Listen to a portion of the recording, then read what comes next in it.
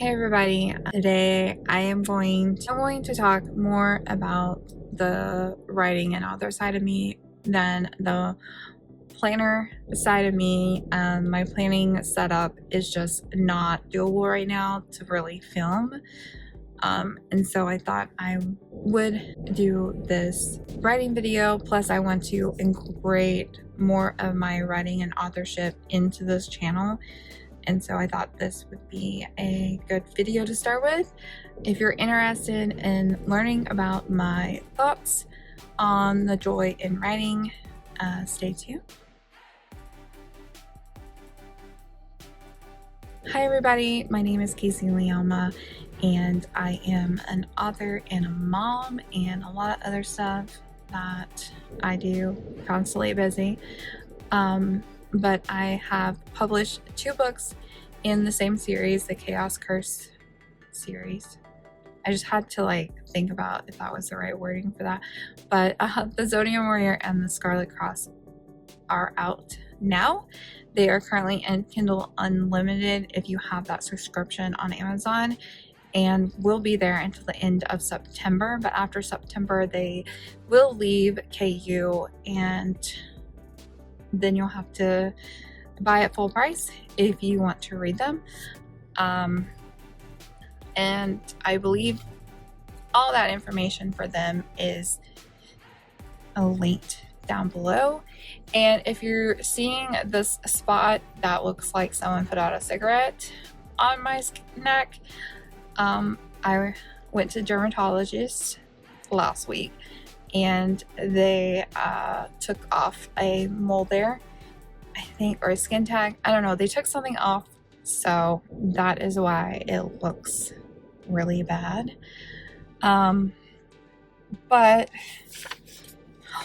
I got my notes here, and I started writing this last night because I was thinking about my own situation, and I just kind of free flowed my thoughts last night. I have 6 pages of notes, so bear with me. This may be a long video. It's already 3 minutes in, and I haven't even really talked about my topic. Something that I have heard and seen over the last few years is finding the joy in writing. Finding your joy in writing again. And with that statement, there's been some ideas and suggestions on how you can do that. And some examples are worksheets and planners and plotting and reading and hobbies and asking yourself why you started to write in the first place. And so, did this help? And honestly, for me, it did not. These didn't help, honestly. And again, of course, this is based on me and my experiences, and these are all my opinions. But with that statement on finding the joy in your writing, and with the suggestions that have been given over the years, it took me down a path that at the end of it, writing wasn't achieved. And that's the entire goal of that statement, is to get back to writing consistently and make it fun again and stuff like that. One of the first suggestions, I'm just moving my notes around. One of the first ideas or suggestions that you can do to find the joy in writing is to read new craft books. Reading new craft books can inspire new ideas. They can help you understand plot points even deeper than maybe you already knew in the first place. And what happened when I did that is that I told myself that I couldn't start writing until I finished these books. And in the process of reading these books and finishing them, I had to do all the homework and prompts that you would find in these type of nonfiction kind of books. And honestly, that is a personality issue for me, because I'm a binger. So when I start something, I just like to get it done. Start to end, I like to get it done. And then also I would feel guilty because I bought these books to help with my writing career, and then they would just be sitting there staring at me, And, I paid money for these, some of them, and, some I rented, but I would feel guilty because I felt like I wasn't doing anything to improve my writing life. Even though if I had been writing, which I wasn't, that would have been a direct input into my writing life and would have increased my writing life, because more books, more stories, more writing, more books, more publishing. So that's always good. Another suggestion was to make plans, find the perfect planner, build the perfect planner, and find the perfect schedule. Find the perfect schedule that would help you ease back into writing. And with this, there was a lot of like, give yourself grace type of thoughts. And again, what happened, I spent more time prepping to write than actually writing. And I would analyze the schedule, trying to make the perfect one that was doable with my life. Said when I made that schedule that I did have time to write, but I didn't write. I didn't sit down on the days that I said I was going to write, or the times I said I was going to write.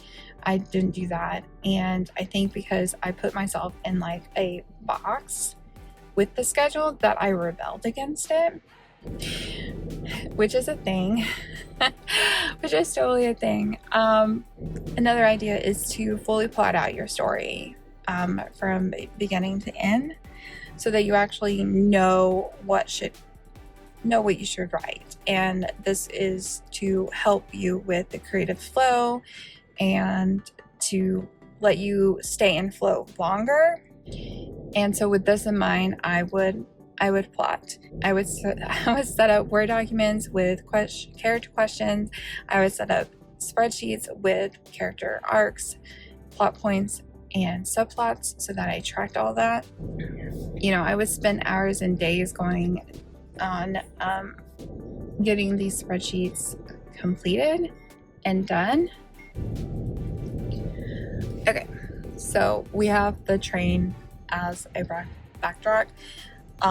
If I could give anyone advice, don't work by this train. I sat on the other side of the train the other day for 15 minutes when my job was right there, and I couldn't make it in to clock in on time.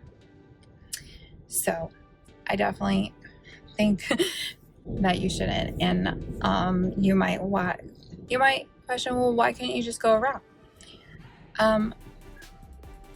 Well, in my area, there aren't ways to go around. The train will block every single from one side of the town to the next. It's honestly crazy that they haven't had to build something to fix that, especially for emergency purposes. But anyway, plotting. So I would do all that, and then when I had trouble with the plots or with points or anything like that, then I would cycle back to reading more craft books to help me understand those plot points, those issues that I was having, and try to, solidify it in my mind so that I knew exactly what I was trying to get to. And I would have in between all of these ideas and suggestions, and I would tell myself that I just needed to put my butt in the chair and I needed to write. Right? That would work, right? You just sit down and you start typing. Yeah. But the thing with that is that didn't bring me joy. Sitting down and trying to type, that didn't bring me joy. So I tried the suggestion of hobbies. You read books in the genre that you're writing to inspire you and to find that joy and happiness again. And then that would carry over into your writing. But what happened is that I would binge read, or I would binge watch TV shows, because that's who I am and that's my personality. And so then if I did that, I would feel guilty because I wasn't writing instead I was reading or whatever I was doing. And then it would be a cycle where I would stop reading because I was feeling guilty. And then I would just get overwhelmed. And I wouldn't do either one. I wouldn't read and I wouldn't write. And I would end up on scrolling social media. I'm sure all of you can relate to that. Hopefully. I know I'm not an outlier in this. And so all of this, all these suggestions that I have, that I took time to try and do, it made me question, did I find joy in writing? And if not, why was I even writing? If the physical act of writing, like physically doing the actual deed of writing, didn't bring me joy, why was I taking time out of my life and having the shame and the anxiety and the worry about not getting it done? Why was I letting that invade my life? And so this goes back to one of the other suggestions, ideas, is to ask yourself why you started writing in the first place. I think a common answer that a lot of writers will have on this is that they started writing to share their stories with readers so that hopefully that readers would have a emotional connection with the story the same way that the author had an emotional connection with a book that they had read once. But I didn't start writing because of that. Like later in my writing journey, I read a book. I had a book series that I read that profoundly changed how I looked and how I felt. And I knew as soon as I finished that book that I was like, man, I want to write something like this that gives me all the feels and that will give my readers all the feels. So that came later, but I started writing in the first place because in high school I dated a writer, so like 20 years ago. So writing has been part of my life for a really long time. I would read their work chapter by chapter and I would give feedback, and my feedback wasn't always considered. And honestly, I don't remember, it's been 20 years or longer. I don't remember if my feedback or my suggestions were even considered. And I remember reading the end of that story and hating it. Well, not really hating it, but it didn't end the way my brain told me it should end. And so I started writing because I didn't like the end to that story and I thought it needed to go in a different direction. So I started rewriting that story the way it played out in my head because I visually see stories when I'm reading or writing. Okay, so that's why I started writing, but why did I continue to write? Because once I finished that story and got to the point that I wanted to get to, I could have stopped, but I didn't. I continued. And that brought me to something that I told my writing friends a couple weeks ago, is that I miss the magic in writing. Writing for me in those early days of my journey were magic.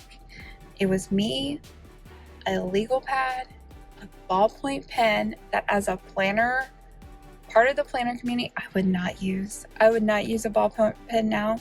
No, I would not. It was me, a legal pad, and a ballpoint pen, and I was writing into the night, desperately trying to scribble down all the things that were coming out of here. And I would write one sentence, and then I would write another sentence, and then I would write a sentence that changed the direction of the story at what I thought I knew. That right there, that's magic. That was the thrilling part about writing, because I started as a pantser, and I think I lost part of the magic in writing for me when I decided that I wanted writing to be more than a hobby. So when I started thinking of it as a career, I started learning more about the craft of writing, and in doing so, I lost that magic. And so as I was like thinking about all this and writing it down to share with you guys, I went and found the definition of joy from Webster's, and joy is a feeling of great pleasure and happiness, whereas the informal definition of magic is wonderful and exciting. And so if joy is the feeling of deep happiness and contentment, magic is used to describe something extraordinary, unexpected, and seemingly impossible. And I wonder, why would I limit myself with just being content? Joy is being content. I don't want to be content in my writing. I want it to be extraordinary. I want it to feel seemingly impossible. That kind of brought me to this moment in me recording this video for you and getting my thoughts out there. Over the last 3 weeks or so, I've been experimenting with my writing by writing how I did in the early days. So I have been handwriting stories in a notebook, and I pulled out some Erin Condren dual tip markers in different colors, and so I've been changing colors. Every scene, basically every point of view, is in a different color, and it's been exciting and fun. And this is okay, I'm gonna tell you, and you're gonna be like, no, you can't do that, that's impossible. And I will tell you that when I counted up the words that I wrote over 2 days in a fantasy romance, I was blown away. Just blown away by how many words I had been able to scribble onto that notebook. Are they the best words? Probably not, but that's what a first draft is. It's not the best words. It's going to go through revisions, and it's going to go through my really talented editors. And you know, the first draft, it doesn't have to be perfect this time around. I just need to get it on the page. And it was so much fun to write these words, and I wrote almost 6,000 words in 2 days. And most of that 2 days was probably, I think I started in the afternoon, and I wrote steadily for a while, and then I took a little break, and then I wrote steadily into the very early morning light, to a point where I couldn't keep my eyes open any longer to be able to see what I was writing. And so I had to take a break and go to bed. And then I immediately got up way too early for the fact that I didn't go to bed at a decent time, and I started again. And writing 6,000 words, I haven't written that many words in that time frame in forever. I've only actually hit 10K in one day in 24 hours one time. Every other time I try to write a big, large quantity of words, I don't get very far, and then I feel really burnt out, and I don't write for weeks afterwards. And so when I added these words up and I looked at it, I was like, this is a fluke. This won't happen again. It can't happen again. That's just weird. Like, it's crazy. And almost to prove me right, on Monday, after I'd written those words, I sat down and tried to write more, and I couldn't write more. So I put it down, and then almost a week later, sorry, there's a lot of traffic at work. Almost a little, shoot. Almost a week later, I sat down and I reread what I had written, all of it, and I realized that the last paragraph or two that I had written, I had wrote myself into a corner, or would be a plot hole later on. That's just what my gut was telling me.